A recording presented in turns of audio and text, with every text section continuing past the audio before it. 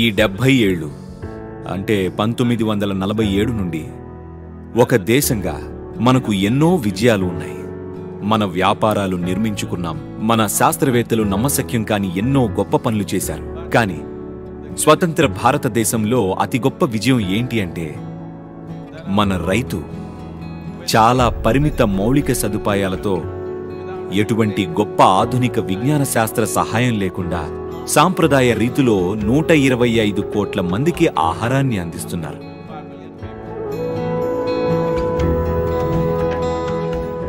అటువంటి వారిని మనం సరిగ్గా చూసుకోలేకపోయాం. గత 10-12 సంవత్సరాలలో 3 లక్షలకు పైగా రైతులు ఆత్మహత్యలు చేసుకున్నారు. రైతులు బాధపడ్డానికి ఉన్న అతి ముఖ్యమైన కారణాల్లో ఒకటి మన నీటి వనరులు హీనస్థితికి క్షీణించిపోవడం, అలాగే మన భూమి ఉన్న దుస్థితి. మన నేల 70 సంవత్సరాలకు పూర్వం ఎలా ఉంది, ఇప్పుడు ఎలా ఉంది అనేది చూస్తే ఎంతో ఘోరంగా క్షీణించిపోయింది. 70 ఏళ్ల క్రితం మన నీటి వనరులు ఎలా ఉండేవి, ఇప్పుడు ఎలా ఉన్నాయి అనేది చూస్తే తీవ్రంగా క్షీణించిపోయాయి. మన నదులు సగటున 40% క్షీణించుకుపోతున్నాయి. మన భూగర్భ జలాలు గణనీయంగా క్షీణించాయి. 72 సంవత్సరాల క్రితం 1947లో ఉన్న తలసరి నీటి పరిమాణం నుండి ఇవాళ కేవలం 21% మాత్రమే ఉంది.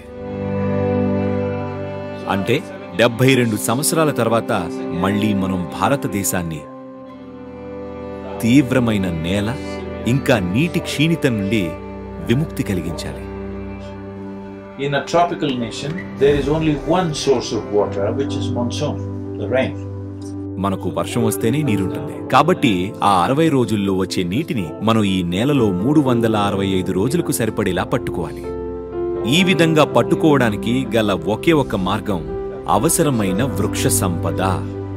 కాబట్టి చెట్లను పెంచడం ఒకటే మార్గం. అడవులను పెంపొందించడం అనేది జరగని పని, ఎందుకంటే జనాభా ఒత్తిడి చాలా ఎక్కువ. కాబట్టి మనం వెళ్లగలిగేది అగ్రోఫారెస్ట్రీ, హార్టికల్చర్, వృక్షాధారిత వ్యవసాయ మార్గంలో మాత్రమే. ఒక రైతు అగ్రోఫారెస్ట్రీకి మారితే 5 నుండి 7 సంవత్సరాలలో అతడి ఆదాయం 300 నుండి 800% వరకు పెరుగుతుంది. మేము తమిళనాడులో 69,670 రైతులను అగ్రోఫారెస్ట్రీ దిశగా మార్చాం. ప్రతి సంవత్సరం 2,000 నుండి 3,000 మంది రైతులను అగ్రోఫారెస్ట్రీ వైపుకి మారుస్తున్నాం. ఇలా వెళితే ఇంకొక 80 నుండి 100 సంవత్సరాలు పడుతుంది. అప్పటి వరకు చాలా ఆలస్యం అయిపోతుంది. నేను ఈ 100 సంవత్సరాలని 12 సంవత్సరాలలో ఎలా కుదించాలో చూస్తున్నాను. కాబట్టి దీనిలో భాగంగా ఒక ఉద్యమాన్ని నిర్వహిస్తున్నాం. తద్వారా ప్రజలు చెట్లను నాటడానికి సహాయపడాలి. మన దేశాన్ని నీటి సంక్షోభం నుండి విముక్తి చేయడం అంటే ఇదే. భారతదేశం యొక్క భూభాగంలో కనీసం 1/3 పచ్చదనంతో ఉండేట్టు చేయడం. ఇలా చేస్తే భూగర్భ జలాలు తిరిగి నిండుతాయి. దీని ఆధారంగా వచ్చే 12 సంవత్సరాలలో మేము 242 కోట్ల చెట్లను కావేరీ పరివాహక ప్రాంతంలో ఎలా నాటాలో చూస్తున్నాం.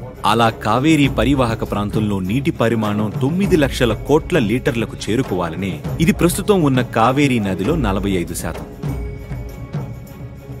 భారతదేశానికి విముక్తినివ్వడం అంటే కేవలం కావేరీ నది గురించి కాదు, భారతదేశాన్ని మట్టి ఇంకా నీటి సంక్షోభం నుండి విడిపించడం.